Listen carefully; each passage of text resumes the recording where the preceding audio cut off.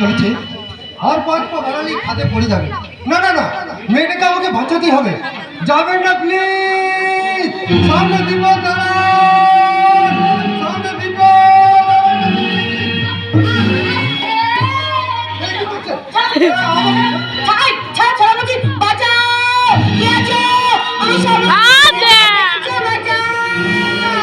কি হলো ম্যাডাম, আপনি এভাবে চিৎকার করছেন কেন? দেখুন না, এই অসভ্য ছোট লোক জানোয়ারটা আমাকে একা পেয়ে আমার ছিলতাহানি করার চেষ্টা করছে।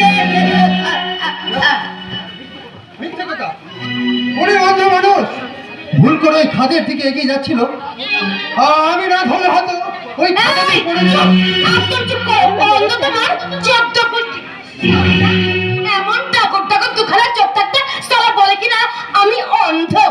তার মানে আমি অন্ধ নন? সালা নেকা ভদ্র মহিলা শ্লীলতাহানি করতে গিয়ে এখন ধরা পড়ে মিথ্যে গল্প ভাঙতে শুরু করেছো। সালা লম্পট, সালা চরিত্রহীন। চল চল চল। না না না না, দয়াকে থানায় নিয়ে যাবেন না। থানায় নিয়ে গেলে পুলিশে গড়বড় করলে আমাকে টানাটানি হবে, আমার ফ্যামিলির বদনাম হবে। আর তাছাড়া এখনকার সব পুলিশরা কিন্তু ঘুষখোর হয়, যদি ঘুষ খাইয়ে তাদেরকে পার পেয়ে যেতে পারে।